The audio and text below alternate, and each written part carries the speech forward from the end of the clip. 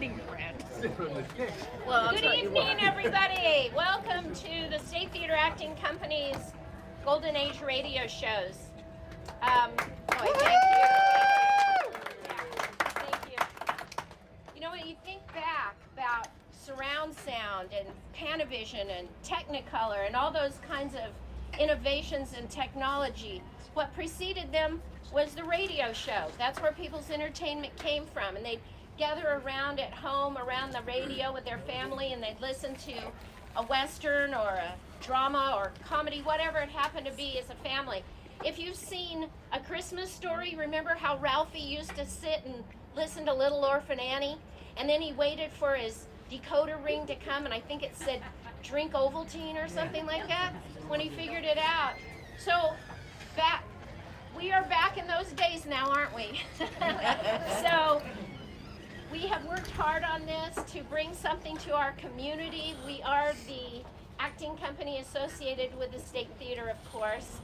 Last March, we were within a week of opening our musical. When the virus hit, our set was on the stage. Our costumes were ready. Well, that's going to happen this March, we hope. Yeah. And so in the meantime, we've got this for you tonight. We're going to be doing 3 shows for you tonight. The first one came out in January of 1952. And these are the original scripts. That's about 25 minutes long. Then there'll be a very short break as we change casts and get ourselves reorganized. And after that, we have a very short melodrama, which we hope you'll get your boos and hisses ready for, because that will be a whole lot of fun. Then another short break, and then our last piece, also about 25 minutes long, which is a comedy. So we'll be here again in 2 weeks with a completely different show. And then 2 weeks after that with another completely different show that's specifically for Halloween. So you're not going to want to miss that. So we've got a couple of hats up here for tips, and we'll be passing the hat literally later on. So there's no charge, of course. There's no parking fee, facility ticketing fee, convenience fee. So anything that you feel like throwing our way, the State Theater and the State Theater Acting Company would appreciate it. This is our sound effects. We've moved her out here because she's way more fun to watch than we are. So we wanted you to be able to see her, and we have additional sound effects here. So thank you for being here for us. Yay.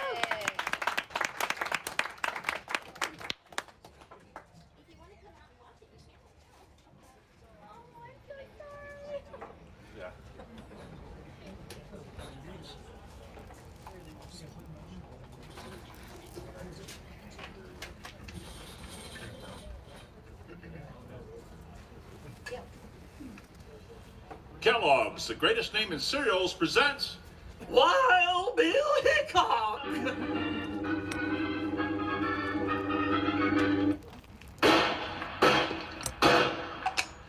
Hiya, folks! Now hold on to your hats and pass those Kellogg's sugar cone pops that go over here. Wild Bill and his pal Jingles, which is me. We got another rootin' tootin' Wild Bill Hickok adventure story for you. From that great new cereal with the sweetening already on it, Kellogg's Sugar Corn Pops! Kellogg's Sugar Corn Pops, bringing you Wild Bill Hickok, transcribed in Hollywood. In just 30 seconds, you'll hear the exciting story, Dark Horse Candidate.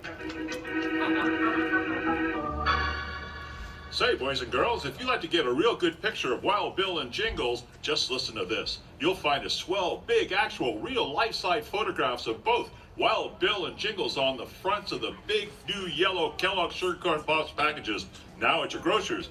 Be sure to get yours. Now, let's take a look at today's adventure. In the rip-roaring wild western cattle town of Jackpot, Kansas, a lawless political gang rode roughshod over the all opposition, till only a pair of spinster assistants dared to stand against it. Then, out of Abilene came United States Marshal Wild Bill Hickok and his deputy Jingles, riding into the middle of an election fight where bullets were thicker than ballots, to cast their votes in hot lead for the Dark Horse Candidate.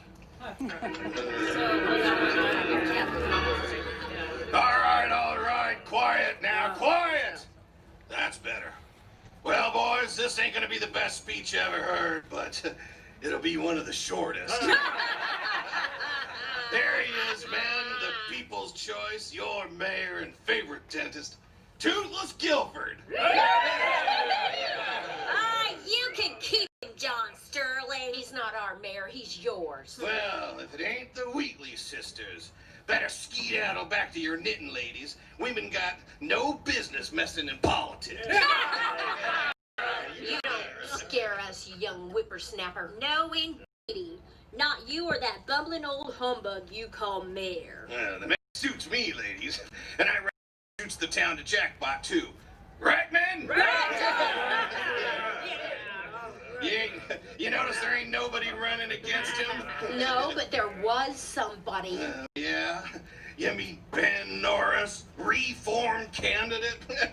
Say, whatever happened to him? Suppose you tell us.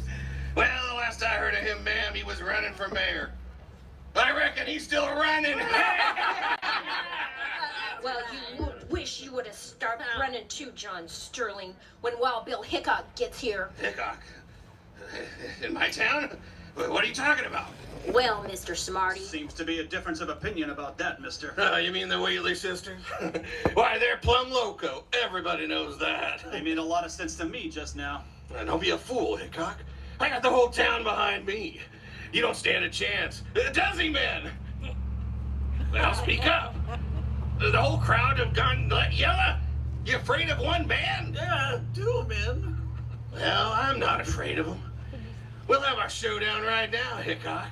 Either I'm running this town, or I ain't. Oh my goodness. Well, sir, it looks like you ain't. Learn to live it, Bertie.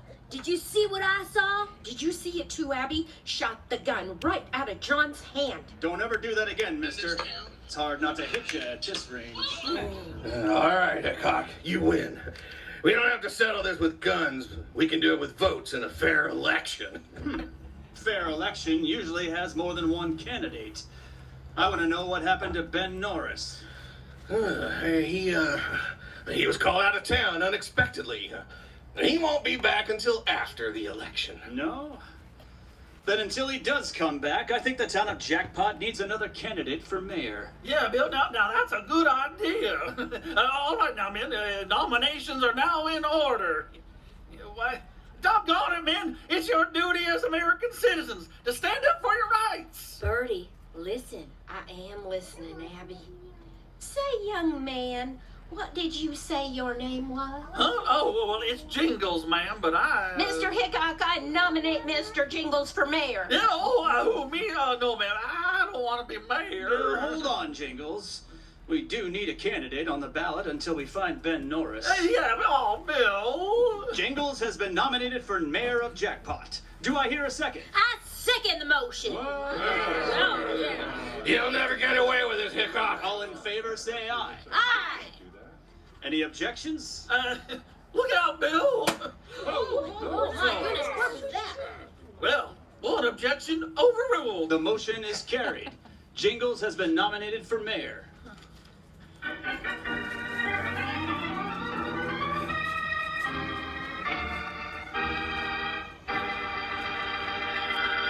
Howdy, partners. This is your old pal, Panhandle Jim again. And listen, you ever want to find me around a ranch in the morning? Here's how you go about it. Just look for that new big yellow box of Kellogg's Sugar Corn Pops. Then right next to it, you'll see a big bowl. And behind that bowl, why, there you'll locate old Jim every morning. Yes, sirree, bye, jingo. There's nothing better come sunup than a bowl of Kellogg's Sugar Corn Pops with milk. And remember, you don't gotta go put no sugar on Kellogg's Sugar Corn Pops neither, 'cause they're already sweetened for you. Tasty, puffed up hearts of corn all ready to go. Why, yes, sirree, bye, jingo, out of the bowl or out of the box like candy. Kellogg's new Sugar Corn Pops is downright delicious eating every time. Take it from your old pal, Panhandle Jim. Just listen to our little song about it. Yippee, Sugar Corn Pops. They're sugar-coated, taste so sweet, just pour on some milk. And boy, they're neat. Kellogg's Sugar Corn Pops. Sugar Pops are tops. Now Sugar Pops, you know are sweet. But cowboys know there's an extra treat. Right out of the box, take a handful out, pop 'em in your mouth till you run about. Kellogg's Sugar Corn Pops. Sugar Pops are tops.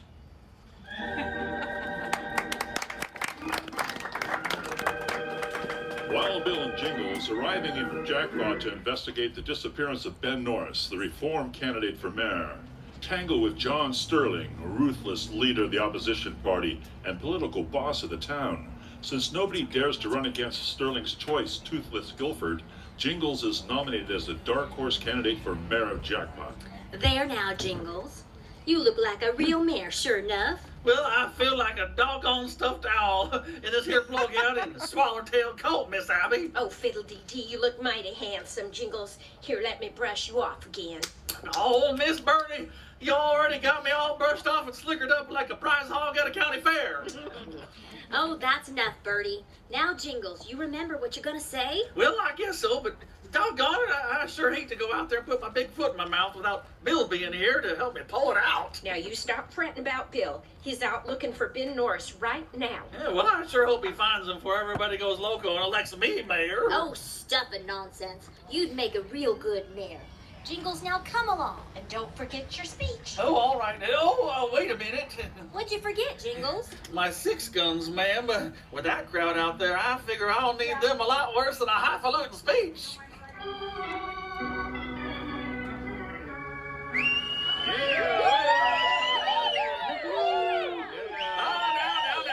Now, listen to me, boys. The big cattlemen from the south used to drive their beef up through this here town to the railroad, but Jackpot's got to be such an infernal sore spot. They're going around by the East Trail now, just to keep out of trouble here. Well, there ain't nobody busy in this here town except for the Undertaker. Now, here's the facts, man. Jackpot's got to clean itself up real pronto, or this here little village of yours is going to find its way on to being a ghost town. Now, I ain't said nothing that Ben Norris ain't already said. Only he said it better. So when you cast your votes tomorrow, I ain't asking you to vote for me. I'm asking you to vote for the reform ticket for Ben Norris and all the things he stood for. All right. Now, I got something to say. Come up here, Toothless. Hurry up, Toothless. Now, go ahead. Now, you've been sounding off I'm coming, John. mighty big and fancy about Ben Norris, mister. But you ain't figured on one thing. Oh, and what's that? You ain't figured on Ben Norris. Now, Toothless here. He got a letter from Ben this morning. Huh?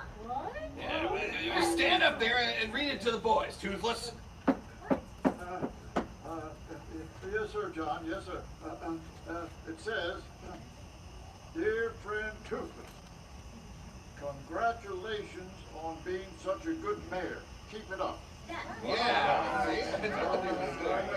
All right, now it goes on. It says, I want my friends to vote for you. Well, but hey, now, let me see that letter. Wait a minute, I ain't done. It says, because I'm on my way, this is Ben writing. I'm on my way to California for my health. Your friend, Ben Norris. So, how do you like that, Wendy? Kind of upsets your apple cart, don't it? Why, Ben Norris wouldn't say any such thing. Indeed, he wouldn't. You're an old fraud, Toothless. Yeah? Well, look for yourselves, ladies. Now, I ask you, is that Ben's handwriting, or ain't it? Yeah, it's his handwriting all right, Bertie. I'm afraid so, Abby. Nobody else in town can write that nice.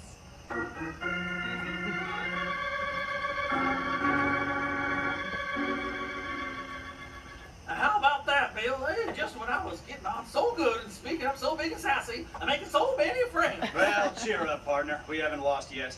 That letter only proves one thing to me. Yeah, what's that, Bill? It proves that Ben Norris is still alive. Oh, sure, yeah. And that him and Toothless Guilford is thicker than chicken thieves in a hen house.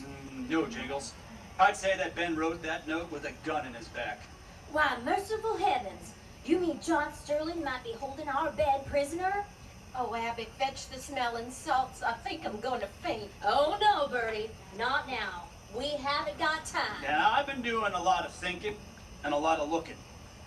And this morning I saw Eddie Blake ride into town with his horse all lathered up. Well, of course, he's one of Sterling's gunslicks now, ain't he? Yeah, he just made a quick trip somewhere. So I took a look at his horse, and here's what I found in the horse's mane and tail before Blake brushed him out. Thistle pods. Right. Now I think Blake brought in that letter from Norris. And you think he picked up them pods on his way? Right again. And what I want to know, where does thistle grow around these parts? Well, there's only one place that I know of, Marshal. Buffalo Pass. Good. Thanks, ladies. Come on, Jingles, let's get saddled up. I think we'll find Ben Norris at Buffalo Pass, if we're not too late.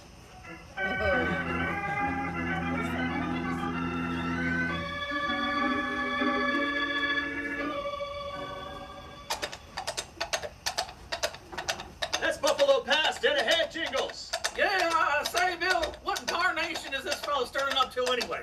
I don't know, but it looks like him and his gang have just about run Jackpot into the ground. Yeah, they couldn't have busted that town any flatter if he was doing it on purpose. Everybody's selling out. Yeah, and Sterling's the one who's buying it up. 30 cents on the dollar. Oh, but I still don't savvy, Bill. Look, Jingles, smoke rising from those rocks ahead. Oh, sure enough. Now, somebody's got a campfire going up there. Yeah, let's keep close to this side of the pass. We don't want them to see us until we... Whoa! Oh, now it looks like they already seen us, Bill. Come on, partner. Let's take cover behind that boulder. Now you're talking, Bill. Jump, Joker, go! Whoa, whoa, Buckshot. Whoa, steady, boy. Hold down, Joker, hold. Stand easy now. Oh, there, I see him, Bill. Oh, one of Sterling's men. Yeah, Flip Donovan. Yeah, it looks like he's alone up there. Yeah, that's funny. Hey, Donovan, listen. I can hear you, mister. I'm Hickok, federal marshal. STAC force even killed. I told you to shut up, Norris. Now, listen, Bill, Ben Norris is up there. Now, I'm warning you, Norris. One more peep out of you, and I'll plug you right where you lie, tied up all night. I'll be local flip. That's Wild Bill Hickok down there. You don't stand a chance with him. Maybe not in a fair fight, Norris, but you ought to know me better than that. What do you mean? To get where we are, Hickok's got to ride straight up that pass, see? And right under that clump of sage in the middle of it's enough dynamite to blow him and that fat deputy halfway to Texas. Why, you're crazy, Flip. You wouldn't do that. No. What kind of chance would I stand shooting it out with Wild Bill? No, sir. You see this little old box here? I can set off the charge right here when I see him coming. Out of bullets. I better reload. Hey. Yeah, they're coming. They're almost close enough. Hey, stay back, Hickok. It's a trap. Here's the last of Wild Bill Hickok. Now!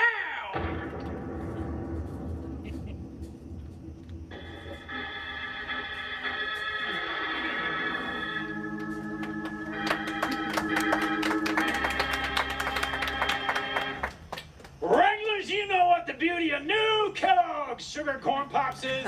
Why, it's a new two-way cereal that's twice as fun. Yes, sirree, by jingo. You can eat Sugar Corn Pops right out of the box like candy. Well, just like I'm eating them now. Why, they're a real tasty snack with a sweetening already on them. And come morning, you can eat Kellogg's Sugar Corn Pops out of the bowl with milk. Why, they're just delicious both ways. So you get your mom to load up big on Sugar Corn Pops and keep them on the pantry shelf. Then you can have all you want. And you'll want plenty, believe you me. You just tell your mama to look for the big new yellow Kellogg Sugar Corn Pops boxes with the pictures of Wild Bill and Jingles on the front down by the store.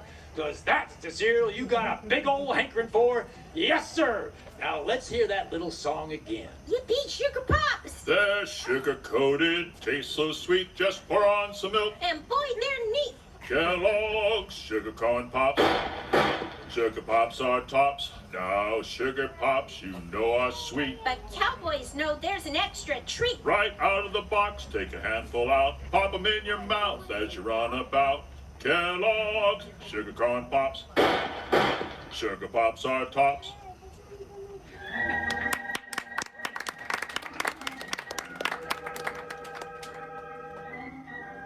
By order of John Sterling, political boss of Jackpot, Ben Norris, the missing reform candidate for mayor, is being held prisoner by Flip Donovan. Now, as Wild Bill and Jingles ride down Buffalo Pass to Norris's rescue, Donovan explodes a dynamite charge right in the path of their onrushing horses. There, that ought to stop them. I'll wait till the smoke clears away and we'll see. Come on, Bill. There he is. Let's get him. Buckshot. Oh my goodness! How did they survive that? Ah, it didn't work, Donovan. They're still coming. You got scared and you pushed that switch too soon. Hey, wait a minute. I give up, Hickok. Don't shoot. I give up. Oh, Buckshot. Oh. All right, Donovan. Stand right there and don't move. I didn't want to do it, Marshal. Sterling made me do it. I didn't want to. Well, but you did do it. Doggone you. My ears are still ringing. You all right, Mr. Norris? Well, sure. As soon as I get time here, Marshal. Yeah, well, I'll have you loose in a jiffy. I say it wasn't my idea, Marshal. And now, Mr. Norris, we'll get you back to town and get you a good meal inside of you. Then you can tell us the whole story. I'll tell you everything. You'll get your chance to talk, Donovan. To a jury.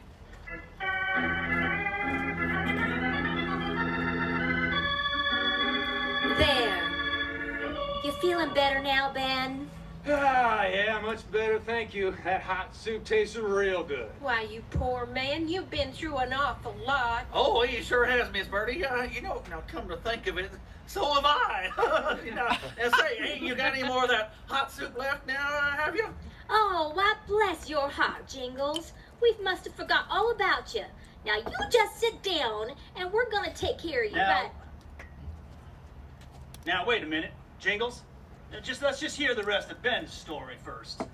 Well, Billy, Sterling wanted to keep me out of the race. You see, I made the mistake of telling him about my deal with the railroad. Huh? Oh, what was that deal, Ben? Well, you see, they promised me if I was elected mayor, I could clean up this town while that spur riding would lie right down the middle of the truck, so the cattlemen could load their beef right here.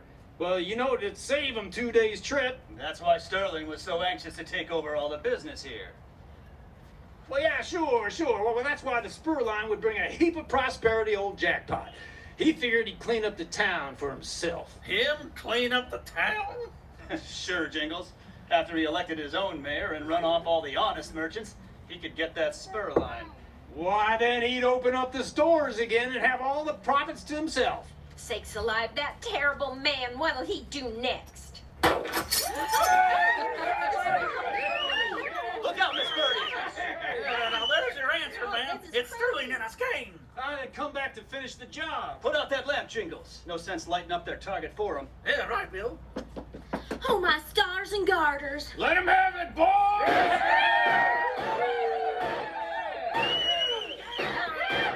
Doggone it, I can't see him out there in the dark. Cheer up, partner. They can't see us either. Well, there must be 5 of them to 1 of us, Bill. Yeah, it sure looks bad.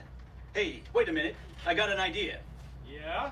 You keep shooting, Jingles. Ben, you come with me and keep down. Miss Birdie, Miss Abby, Yes, Marshal. What is it? you got a clothesline running out the window of the shop to that big tree out there, haven't you? Yes. Good. We're gonna try a trick we once used in the Indian War.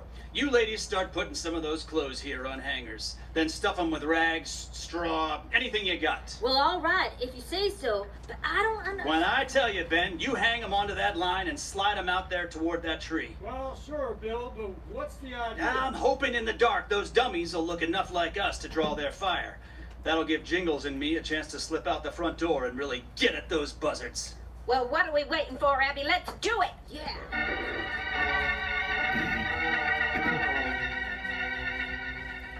Keep shooting! Keep shooting! They can't hold out in there forever! There's something funny going on, John. Huh? Yeah, they ain't shooting back. Well, you think maybe we got him, Eddie? Nah, it's some kind of trick. There ain't nothing moving out there. Well, here it is. It's them. They're all getting out of the side window. Come on, boys. Around this side. Let's get them.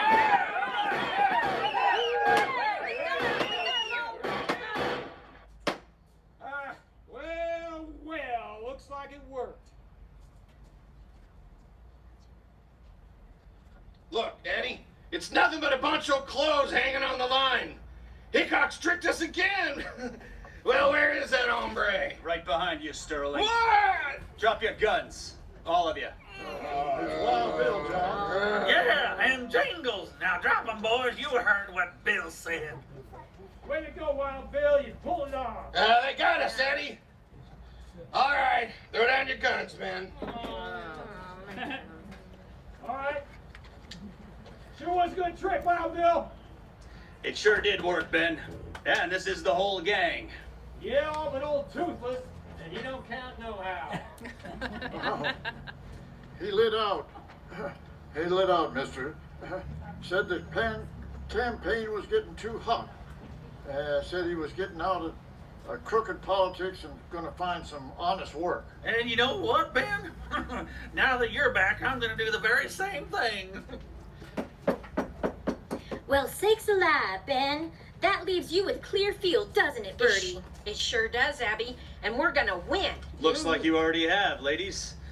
And now, gents, you can start moving. Straight to the jailhouse. Yeah, so long, ladies. Goodbye, Jingles, and thanks. I still think you'd have made a nice mayor, Jingles. Well, ma'am, you know, I like kissing babies and even speech making ain't so bad, but doggone it, that plug hat you have me wearing makes me too good of a target.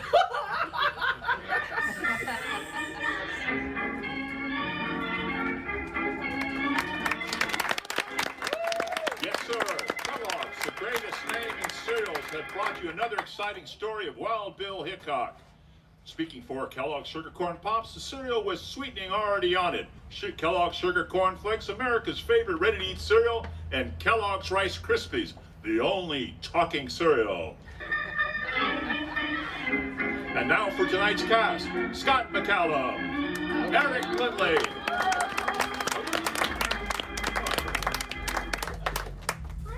I got it. Brad Wren, Jeanette Albright, Mike Holmes, Dan Strayson, Jay Evans, Patty Baker, sound effects, Abby Amy Wolfley, and sound, Christine Alcamo, and yours truly, Dennis Kane.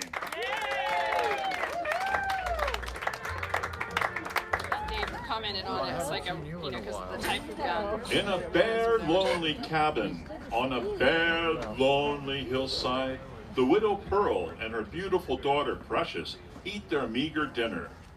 The sense of foreboding is in the air. Yeah! Who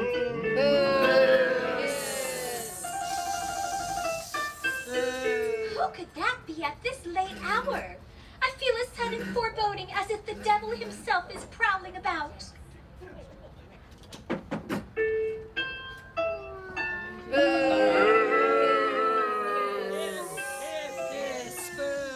Oh, boo to you too. Why, evil Diablo, what brings you out at such late hour? Be perceptive with positive ponderance, precious pure pearl, or I perceive your plight may well be our peril. Why, precious pure pearl, how pure and pretty you look tonight. I fear your purity arouses powerful passions preserved privately and perched precariously within my person. Why, my dear mother and I were just enjoying our evening meal. What brings you here to our humble abode? My lovely, precious, pure pearl, you grow more beautiful with every new day. I am breathless, bothered, and bewitched by your beguiling beauty. I live for the day when you become my beautiful, blushing bride. Precious, pure Pearl Diablo. No, and a million times no, evil Diablo. I have my breath in my bashful bosom. I swear to you, you shan't have me. No, a million times no. No, just mind your manners. How far you go. Oh, come on, folks, give me a chance. It's not right to make a hasty first impression. Down deep, I have a heart of gold. Or at least a love of gold.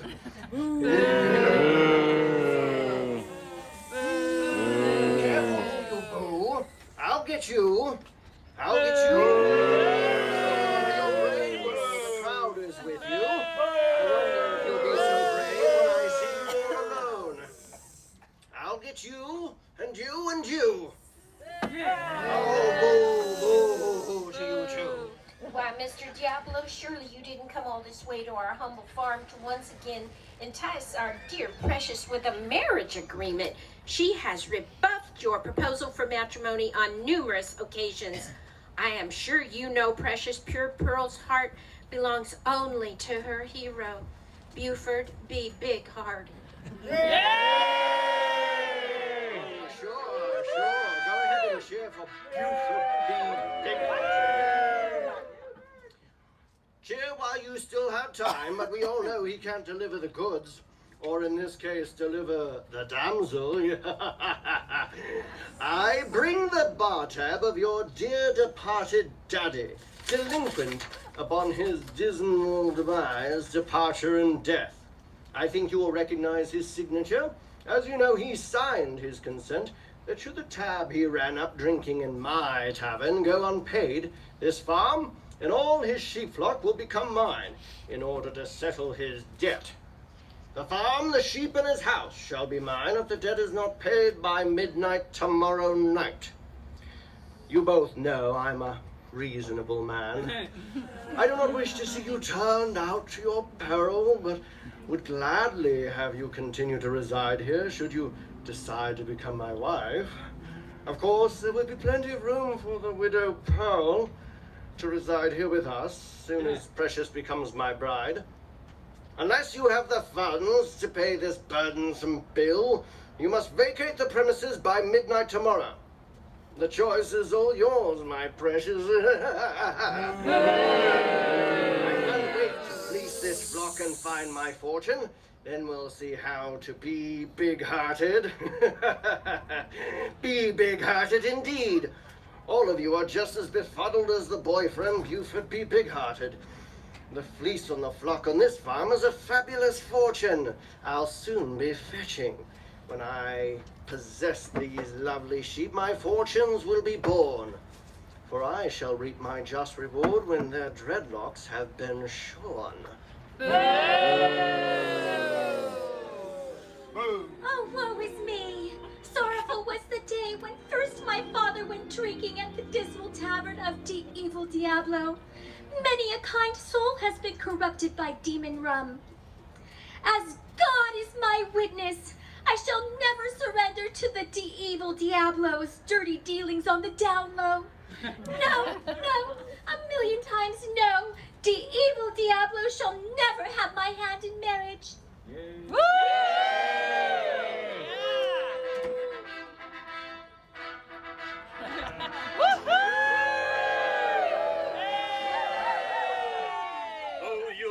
Your just reward, all right, evil Diablo, or my name isn't Buford B. Big-Hearted, and I have the support of the whole B. Big-Hearted family here with me. D-Evil is always running some little dog and pony show. His idea is to dog us until we pony up with the money.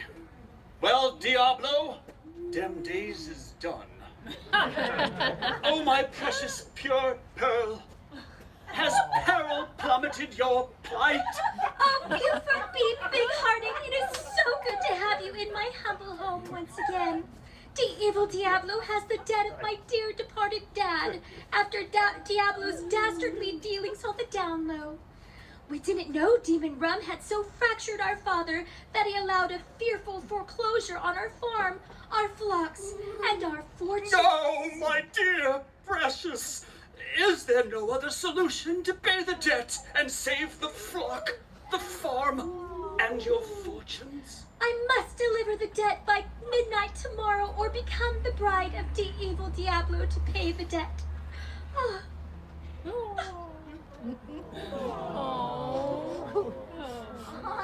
Let's not be too hasty. Perhaps we can convince Mr. Diablo to work out a compromise. Is there nothing we can do to pay the debt and thus return Precious to her honor? Our flocks have much fleece that we may sell to make fine wool. The sale of the fleece would indeed pay the bill in full, but alas, there is not enough time to fleece our huge flock. Rather than our sheep, our fortune shall be shorn.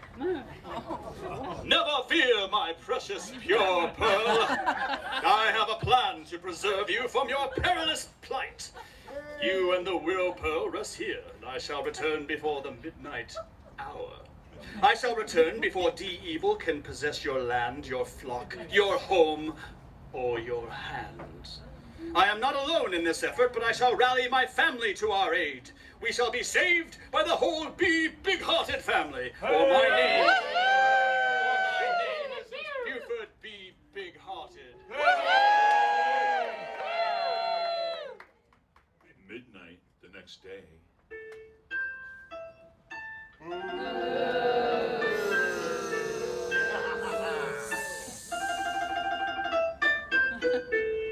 Evil Diablo, I fear your arrival brings dismal tidings, and I am truly a damsel in distress. Sorrowful is this day. Oh, my precious pure pearl, at long last you shall be my bride. You shall never have to leave this humble home.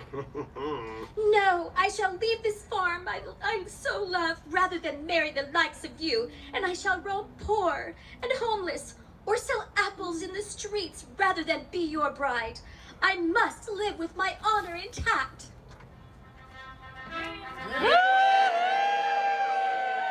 Why, if it isn't the devil here to do his dirty dealings on the down low. Fear not, my pure precious, for I bring you tidings of great joy. I, Buford B. Big-hearted, along with the whole B. Big-hearted family, have been working this whole day to shear your sheep. And the last has just been shorn. We have enough fleece in the barn to pay off the debt and make certain this farm is still the precious pure pearl's possession.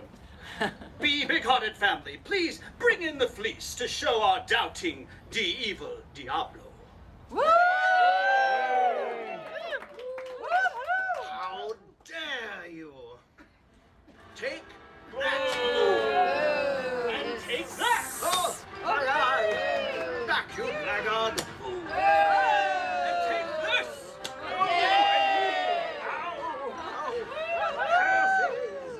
Foiled again.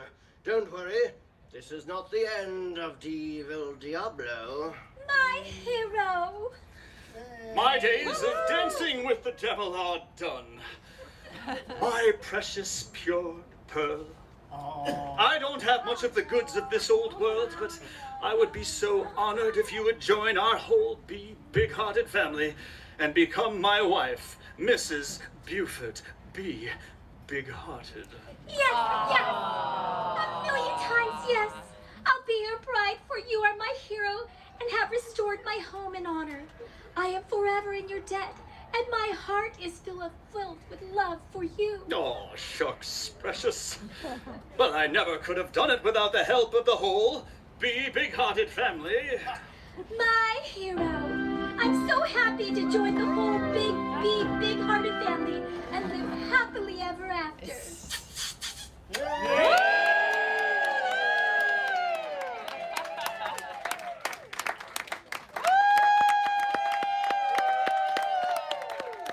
The cast of the Fleecing the Flock on the Farm.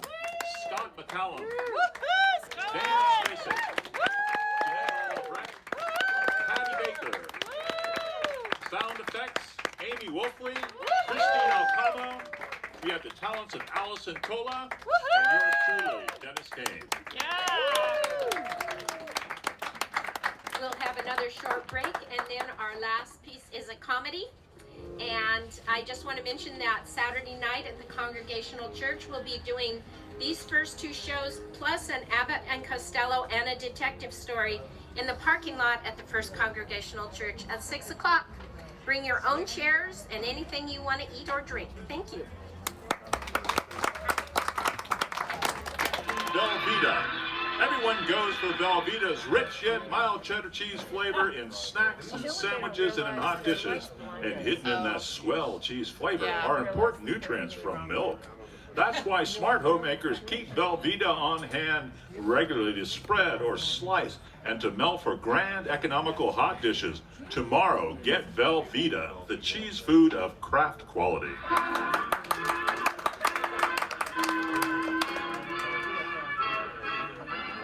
It's seldom you find the great Gildersleeve sitting in a movie unless there's an added attraction. This evening, the added attraction is sitting in the seat right next to him.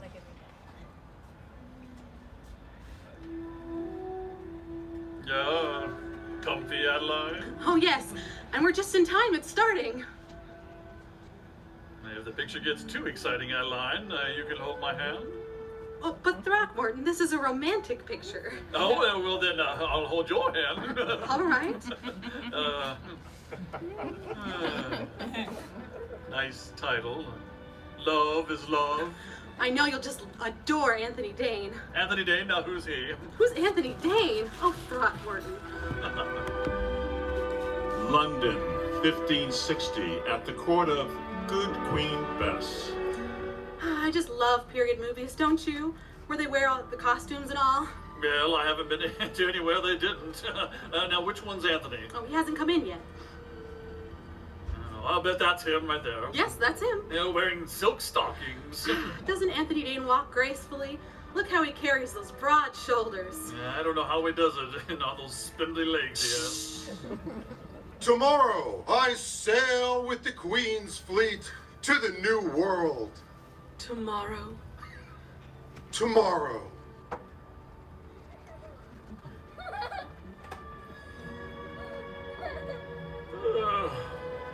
Excuse me, Adeline. I'll get some popcorn.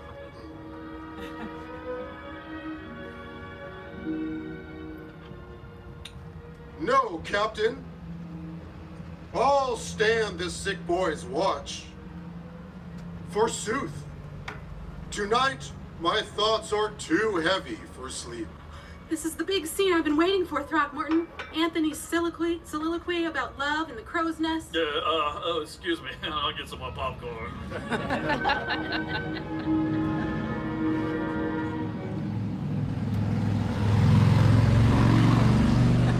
She's gone to the courtyard. I know. I'll guard. Yes, she must be there. By the fountain. Isn't Anthony wonderful? Oh, yeah. Seems a little crooked. My beloved, I'm back. You came back, my lord. You came back after 3 long years. 3 long years. Yes, 3 very long years. I had to come back to hold you again like this because love is love. Oh my goodness. Mercy, what a man. Oh, come on, Adeline, it's over. It's all over. All right, but I could sit here all night. Excuse me, pardon me, miss, madam, excuse me. Well, we could go home and talk about it, and I'll make some coffee. Well, let's walk by the office first, huh? Pick up some cigars. I've chewed all I have to keep awake. Can't you get some for Mr. Peavy's? I'd love a soda. Well, it's pretty late, Adeline. Everything's closed now, and I'm too tired to go shopping around. Well, if you're so tired, Throckmorton, let's call a taxi. Taxi? I can't sit down anymore. 3 long years.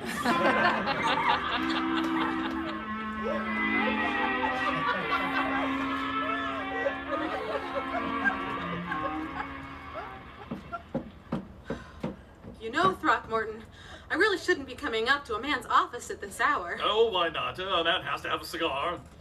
Well, if the Queen's tenant went out to the fountain with Anthony unchaperoned, then I guess I could go to the water department with you. Yeah, you don't come to think of it. I've never really shown you around here, now have I, Adeline? No, you haven't. Wasn't Anthony wonderful? So tender with women and so rough with the Indians. Yes. Now, here's why I run the water department that you've heard so much about, Adeline. That's my executive-type chair behind the desk, and there's the, Throckmorton, do you think your hair will get that distinguished steel gray at the temples? Like Anthony Danes did in the dream years in the New World? I've been in the New World quite a while, and it hasn't turned gray yet. But I will, Adeline, if you don't stop talking about Anthony the Great Dane. Oh, I'm sorry, Throckmorton. I have been neglecting you, haven't I? Oh, that's all right. We'll get my cigars out of the drawer, and we'll go home. Oh, now, Throckmorton, don't be so sensitive. Tell me about your office. No, it's not very interesting anyways. Let's go home. Gracious, what are all these important-looking papers? Oh, just some reports Bessie and I have to get to the mayor early in the morning. Now, let's go. Bessie? My secretary. You know, I think I'm a little jealous of your secretary, Throckmorton. Getting to spend all day with you. I think I'd like to trade places with her. Yeah, well, you'd probably be more efficient than Bessie. I don't think we'd get much work done, though. Oh, you. Well, let's try it anyway. I'll play I'm your secretary. Play? No, but Adeline. Oh, it'll be fun, Throckmorton. Well, it's getting late. Well, you sit at your desk now, and I'll help you get out your report to the mayor. There. Now, where does your secretary usually sit? Sit? Well, Bessie always sits in that chair, but in your case... Oh, you. Oh, my. Oh, what's that? Sounds like somebody just came in. Oh, dear. Is that you, Gildersleeve? Me? Oh, hello there, Mayor Terwilliger. Gildersleeve. I saw a light, and I wondered who was up here at this hour. Well, it's just me and Miss Fairchild. This is our mayor, Miss Fairchild, Mayor Terwilliger. How do you do? How do you do? Gildersleeve, what's going on here? Now, Mr. Mayor? You're a city official, and this is City Hall, and it's nearly midnight. Start explaining. Explaining? Well, it's nothing to get upset about, Mr. Mayor. We were just working on your report. My report? Weren't we, Miss Fairchild? Well, yes, we were. Oh. Well, then I apologize, Gildersleeve. I didn't suspect you'd be working late. Oh, yes. Well, as a matter of fact, I didn't even know you had a new secretary. A new secretary? Oh, yes, the new secretary. Well, really, now, Miss Fairchild, never interrupt the mayor. Well, that's all right. I think you've done the right thing for once, Gildersleeve, getting rid of that old secretary of yours. What? Well, there have been many mistakes coming out of your office, and I knew you couldn't be making all of them. Well, I tried to do my part. What? I mean, Bessie makes a few mistakes, but she's not a bad secretary. Nonsense, Gildersleeve. She was grossly incompetent, and you know it. But... Well, I know you hated to let her go, but an executive has to be hard at times. For the good of the city. Oh, yes, for the good of the city. Why, I wouldn't even hesitate to fire you, Gildersleeve, for the good of the city. Oh, well, no, we wouldn't want that to happen. But Mayor Terwilliger. Good evening, Miss Fairchild. Well, I'll say goodnight now and stop by in the morning when you're not so busy. Yeah, in the morning? I always like to get acquainted with our new employees. Don't work too late. Good night. Oh, no. We won't work. Well, good night. You see? I told you this would be fun. Oh, gee. How do I get out of this?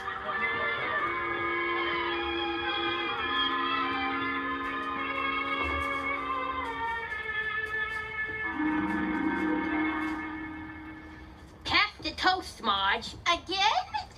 Unc, what are you doing up so early? Oh, good morning, Leroy, Marjorie. Oh, hey, you are up early. Early? It's not so early. The birdie breakfast, I'm in a little hurry. That you, Mr. Gildersleeve? You're up early. Oh, my goodness. See, you are up early. What's up, Unc? Now, Leroy, I just have to go down to my office and take care of a few things. Now, eat your prunes. Do you want some of the paper? Leroy has the comic. No time for the paper. I'll read the comics to you, Unc. Wow! Owie! Take that! To be continued. goodness. Now, Leroy, I have a big enough headache without that machine gun stuff. Your eyes do look tired, Unky. Didn't you sleep well? No. Now, Bertie, let's hustle it up. I'll get your juice. I didn't know you were gonna get up so early. Yeah, what was that? Juice. What did you and Miss Fairchild do last night, Unky? Well, we went to the movies. To the movies? Not you. What'd you see? Did you see Wolf Call? Yeah, same thing practically. Love is love. Not Love is Love with Anthony Dane. Anthony Dane, what a drip. Oh, Unky, didn't he just thrill you? No, I can't say that he did. He's a drip. He is not. You just like him because all he does is make love, love, love. Leroy, don't try to be smart. He's a drip. Unky, make him stop. Now, Leroy, let's not have an argument. He can't help it if he's a drip. Here's your bacon and eggs, Mr. Gildersleeve. You sneaked up on me this morning. Yeah, well, thank you, Bertie. Let me know next time you want it early, and I'll have it ready for you.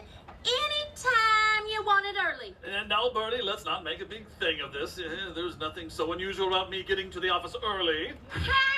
And Leroy! All you got to do is let Bertie know when you want your breakfast early, and I'll have it ready for you. Anytime you want it early. Fine, Bertie. I done heard you coming through late last night. I didn't know you wanted early. How was I to know? And that's all right, Bertie. All you gotta do is let me know. Anytime you want it early. Yes, Bertie. I'm up early anywho. All you got to do is let me know. Anytime you want it early. You guts. I'll never get up early again, not even to save my job.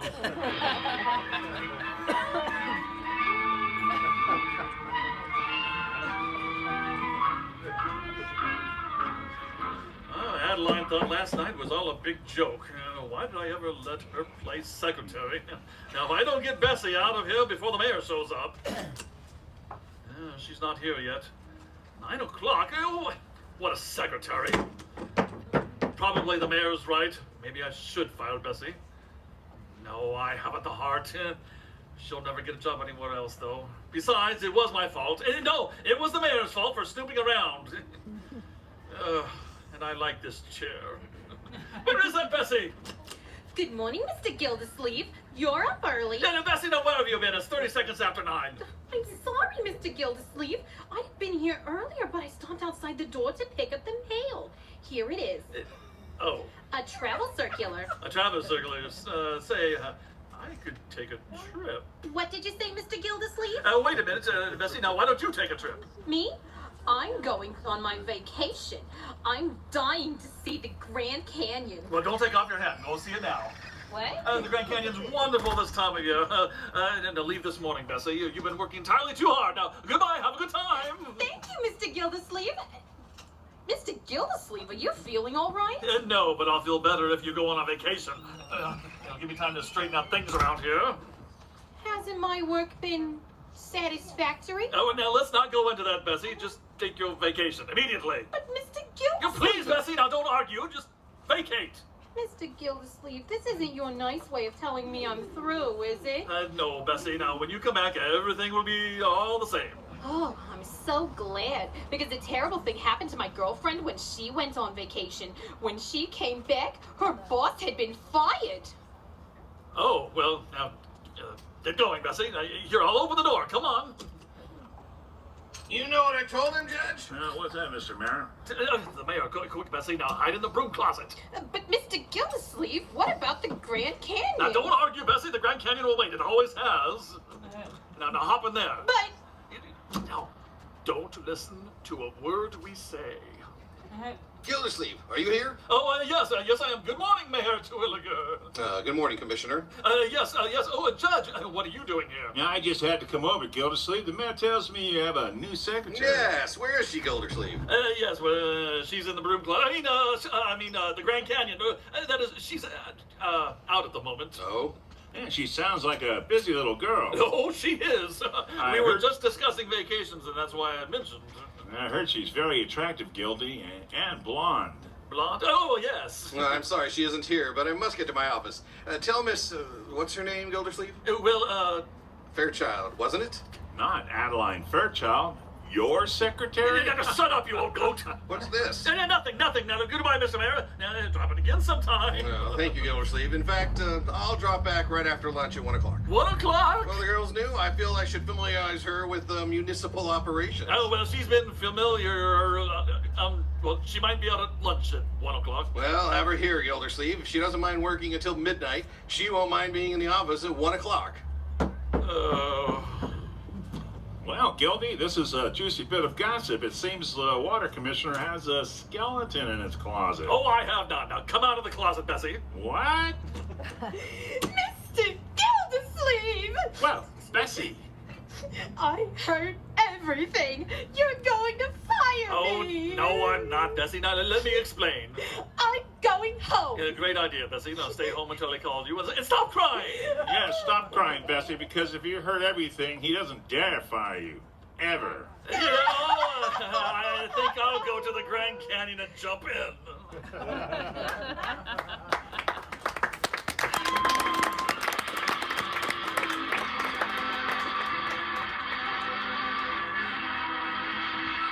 Just between us, Gildersleeve isn't going to jump in. He'll be right back.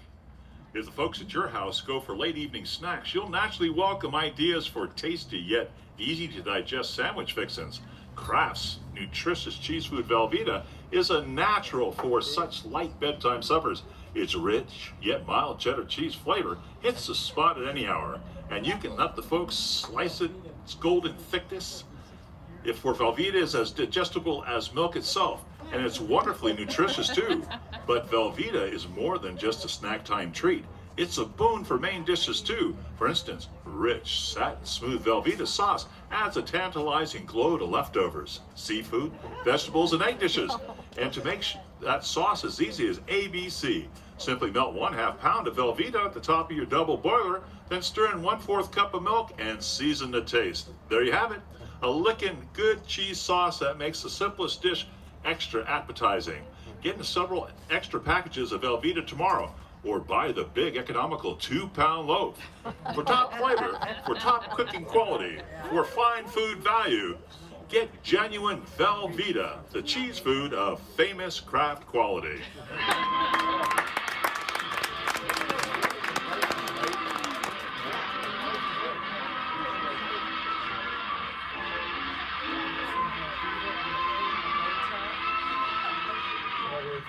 Well, it's been a rough day for the water commissioner, and it's getting rougher. The great man has sent Bessie home until he figures out his secretary problems, and he's working on them right now, under a hot towel in Floyd's barbershop. Could have Bessie dye her hair blonde, like Adeline's. The mayor would see right through that. What you mumbling about, Commish? Speak up, I'm getting lonesome. No, just thinking, Lloyd. I'll say you are. Got something on your mind, didn't you? How do you know? Barber works pretty close to the brain. He can tell. Here, let me feel. Yep, you can feel the whole wheels going around. It's a bucket. All right, Floyd. Now I happen to have a headache. Stop the clowning. I'm sorry, Commiss. Just making conversation part of the service. Well, all the service I want is a shave, Floyd, and hurry it up. Okay, but you ought to let me do something about those eyes, Commish. Looks like you've been working pretty late nights. No, pretty funny. Here, let me drop a little murine in them. Well, it might feel pretty good. Open the left one. Yeah, there you are. Whoop now, Floyd, don't drop them from so high. Okay, right eye, Commish. Yeah, that's it. Well, if you're going to drop it, drop it. Keep it open. Don't flinch. It is open. Okay. Bombs away. Not the whole bottle, Floyd. Well, that was just a little worse. Let me see. How do they get in such bad shape, Commish? Huh? Personally, I wouldn't stand for it, working day and night like you do down at the office. Yeah, what's this, Floyd? Why, I even hear it takes 2 secretaries to keep up with you. What? One for during the day and one at night. Well, I see Hooker's been here. Now, get this straight, Floyd. I have only one secretary, and that's Bessie. Oh, yeah? Then who was that? The mayor caught you up at the office water department last night. A mermaid from your reservoir? Yeah, now, Floyd, Miss Fairchild and I stepped in my office to get some cigars after a movie, and that's the truth. Uh-huh. Now, Floyd! Couldn't you feed a mayor a better story than that, Commish? Like, you was waiting for a streetcar? Oh, it's all a horrible misunderstanding, Floyd. The mayor assumed Adeline was my new secretary, and now he's coming back at 1 o'clock to have a talk with her. Oh, yeah? What are you gonna do, Commish? What would you do, Floyd? I'd hire her. What? I'd like to have a classy dame like Miss Fairchild around here. Sharpen scissors and stuff. Oh, that's silly, Floyd. I can't let Bessie go. Besides, Adeline knows nothing about stenographic work. So what? Put her on the city payroll. What have you got to lose? Only my job, that's all. Oh, yeah, that's right. Hey, why don't you have her come down at 1 o'clock and save your hide and then let her go? No, Floyd, that's ridiculous. Now, get me out of here. Why not? Well, that would be a gross misrepresentation. Not only that it would be dishonest and unethical, and I won't do it.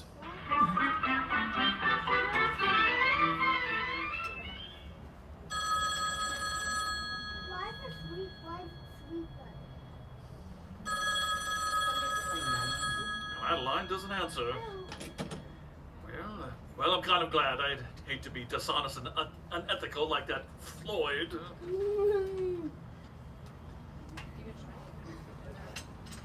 Oh, hello, Peavy. Hello, Mr. Gildersleeve. How are things with you today? Oh, I have a splitting headache. Everything's been going wrong today, Peavy, from the time I got up this morning. I'm sorry to hear that. I woke up quite pleasantly this morning to the scent of lilacs coming in through the window. Well, I didn't sleep well at all. I didn't sleep. I'm very fond of lilacs. Well, everything went wrong at the office. So is Mrs. Peavy. What?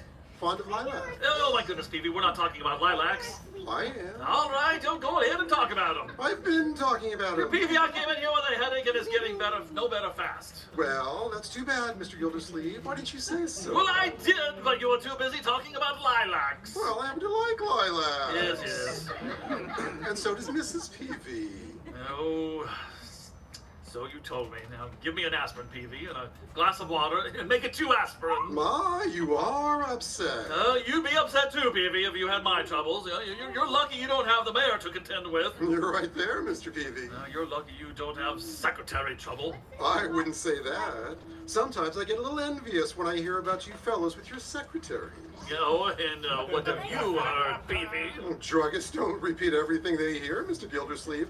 Code of ethics, you know. Code of ethics, and no matter what you've heard, I can explain it. You don't have to explain anything to me, Mr. Gildersleeve. The judge has been in here telling you about the trouble I've been in, now hasn't he? Well, I can't say that he has. Well, he has, Peavy, and you know it. Yes, I know it, but I can't say it. Code of ethics, you know. Code of ethics. Well, I don't care what you've heard, Peavy. The only thing I'm worried about is what I'm going to tell the mayor at 1 o'clock. You care for another aspirin? No, it's too big of a problem for another aspirin. Peavy, I respect your opinions. Now, what do you think I should do? Now that's a question. There's an old saying, he who dances must pay the fiddler. But, now, Peavy, there's been no dancing and no fiddling. Pretty sound advice.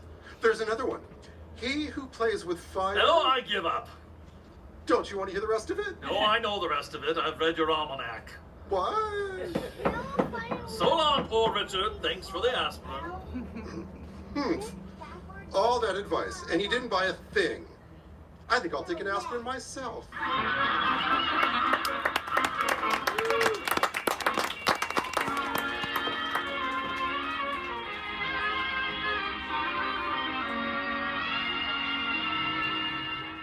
Now, Judge, what do you mean by spreading this stuff all over town? Now, Gildy, calm down. You wouldn't be in any trouble at all if you told the mayor the truth when you should have. Well, I tried to, but he gave me such a good excuse I couldn't pass it up. Now, then my advice to you is to go back and tell the mayor exactly what happened. That you stepped up to the office for a cigar right after the show. No, but you know the mayor. He's very excitable, Judge. He's liable to fire me right on the spot. Well, you're going to have to take that chance. And if you really want to make an impression, you won't wait for the mayor to come to you. You'll go to him. No, what? Yeah, march right into his office like a little soldier and say your piece. Here's the lion in his den. Well, I don't like the way you put it, Judge, but I'll do it.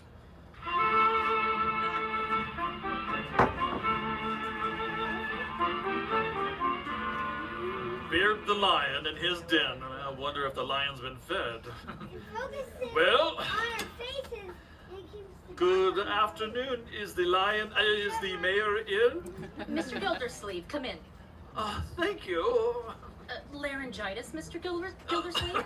Oh, no, I don't think so, although it has been a little damp in the water department. Is the mayor in? I expect him back shortly. He went to lunch with a lady. The mayor was very busy this morning cleaning house. Cleaning house? He's been on quite a rampage. I'm afraid we're losing some of our personnel. Oh. He's due at your office at 1 o'clock. Well, yes, but Well, Gildersleeve, there you are. Oh, yes, Mr. Mayor. Here I am. Yeah, well, this saves you the trouble of going to your office to tell you what I have to say. Well, I found out a few things since I talked to you last. You have now? Well, it hasn't been having to do with my secretary. Well, it has everything to do with your new secretary.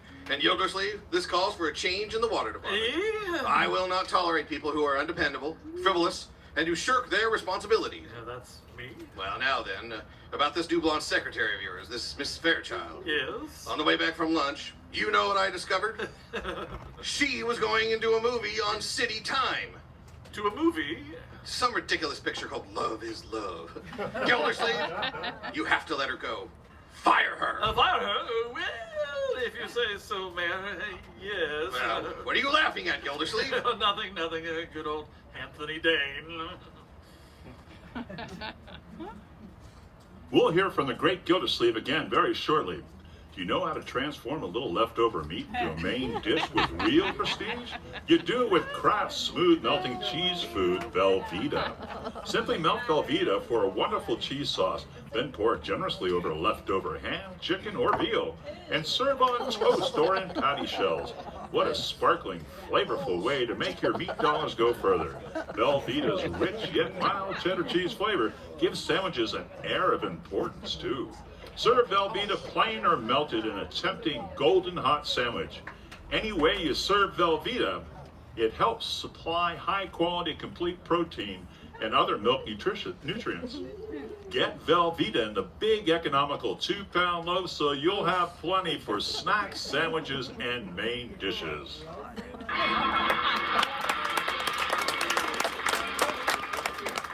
Ye gods, Bessie, now I got your job back for you. Now stop daydreaming and let's get on with the work. I'm sorry, Mr. Gildersleeve. I was just thinking about my vacation to the Grand Canyon. Now vacations come in August, Bessie. Now let's buckle down. Here it is, nearly 5 o'clock, and we'll never get these reports to the mayor. Mr. Gildersleeve, may I make a suggestion? And what is it, Bessie? Why don't we come back tonight and work? Not?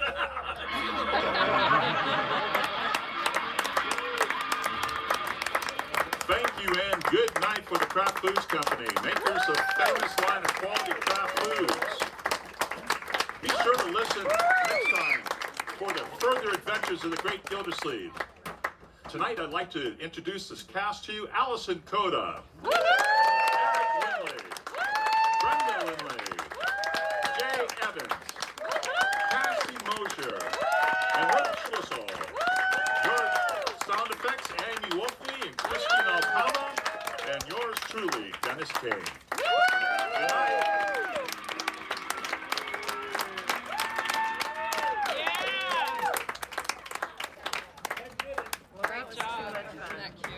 That's it for our folks. That's it for our show here. Hope you enjoyed yourselves. See you in a couple weeks. So this Saturday at the church, First Congregational Church. Okay.